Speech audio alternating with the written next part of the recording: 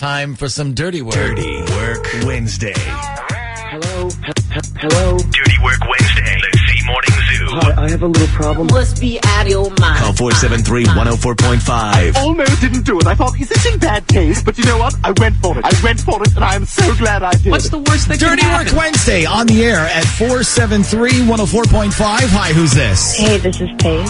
Hey, Paige, what can we do for you on this Dirty Work Wednesday? Well, I'm trying to figure out if my boyfriend is messing around with another chick and hiding it from me. Oh, okay. So what is your boyfriend's name? It's David. Okay. And do we know who this other person is? Sort of. Like, I think I know who it is. Okay. So fill me in here. Give me the details. Okay. It's kind of complicated, but he has this, like, good friend named Chris. And since we started dating last year, I, like, hear about Chris all the time. And it's always like, oh, I was out with Chris when you called, or, like, Chris and I are going golfing tomorrow.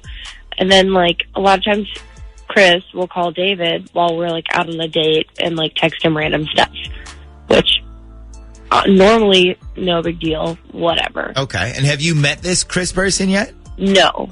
And that was, like, actually one of the weirdest things about him.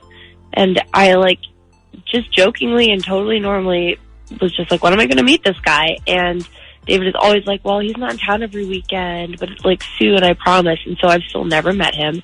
And that is now what bothers me. Like, what bothers me is that on Sunday morning, when I was in bed and David was in the shower, he got a text on his phone from Chris, and it says, that's fine, but I'm paying next time. You earned it. And then there was a heart emoji and, like, a winky face at the end. Oh, okay. Right. And I'm like, okay, so your male friend is leaving you heart emojis and winky faces when he texts you?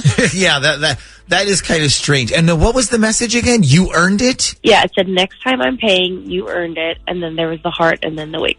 Yeah, I don't know if I've ever used those emojis when I'm texting Shaggy. Is there like a chance maybe he was just goofing around? Like maybe he was pretending just to make it awkward? Or is there a chance that like David is bisexual and this Chris guy is gay or something? Okay, I mean, I was like kind of wondering the same thing because none of like, I don't know. I just, even like my gay guy friends don't text me like that all the time. But like, I grabbed my phone, so I like looked it up because this is like really starting to bother me. And I go through David's friend list on Facebook. Like I went on there and looked through, and I was like, I'm sure I'll just find Chris's profile and we'll get to the bottom of it. And I'm looking, and then out of like 200-something friends that David has, there are 0 guys named Chris. There's like nobody. 0. Like no Chris, no Christopher, no Christophs, and there's like not even a Topher, which one of my friends told me is like another name. So there's no Chris. No, but you know who I did find? A girl named Crystal. He's friends with someone named Crystal, and she's just like skinny, blonde, bombshell. She's single, and she is exactly his type. Okay, so you think maybe Chris is actually Crystal? I mean, I don't know, but I would need to know. You know what I mean? Yeah. You know, a lot of people are ditching Facebook these days, so there still could be an actual Chris. I mean, maybe he's just not on Facebook. You know, if I didn't have this job, I would definitely get rid of Facebook, but we have to have it for work. So you would like to know if this Chris person is really a dude or if he's actually the code word for this Crystal girl? Yes. Okay. But, like, I have no information on her. I'm not friends with her on Facebook, and I don't have her phone number because I know you're going to ask me that since I listen to Dirty Work Wednesday every week. Yeah, well, first of all, thank you for listening. Yes, second, you're right. I was about to ask if you have this Chris person's phone number. Yeah, I don't, and trust me, if I had it, I would have called him myself already. Okay, so we have no phone number, no real name that we know of, just Chris, which may or may not actually be Crystal. But we have his phone number, correct? Wait, who, my boyfriend? Yeah. Oh, yeah, I can give you guys that for sure. Okay. I have an idea that might work even with us only having like a tiny bit to go on here. So hang on a sec and we'll get his number from you and then we'll call him when we come back next. Hello? Hi, this is going to sound really strange. We don't know each other, but I was out running and I found somebody's phone. And I'm trying to track down who it belongs to. And so I just started calling people in this phone, and I wanted to make sure whoever lost it gets their phone back. Okay. So I called you because whoever's phone this is just texted you a couple days ago. So basically I called you because I was hoping maybe you could help me find them.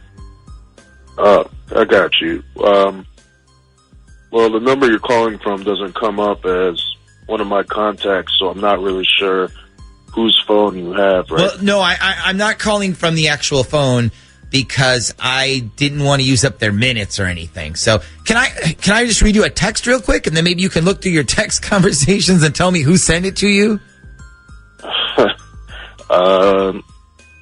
Sure. Okay. Hang on a second. Okay. Okay, go ahead. Okay, so they sent you a message a few days ago, whoever this is, that said, that's fine, but I'm paying next time. You earned it. And then it has a heart and a winky face. So I assume maybe it was your wife or your girlfriend or something, because that's why I called you. Well, it's not my wife because I'm not married, but yeah, I know whose phone that is. Oh, okay, great. Is there any way you could possibly give me their name so I can look up their address to kind of return their phone to them? I'm not really comfortable giving out her information. Maybe you could just turn it into the cops or something, and I can get a hold of her and let her know they have it. Okay, I gotcha. I didn't think about the fact that, like, trying to track down a woman I've never met is kind of creepy. No, it's cool. I mean, it's nice that you're doing the right thing. I just don't think she'd want me giving out her personal info like that. I understand. One more thing, though. Why does this phone number come up as Chris when it calls you? I'm sorry, what? When this phone that I found, when it calls you or texts you, why does it come up as Chris? You just said this was a woman's phone.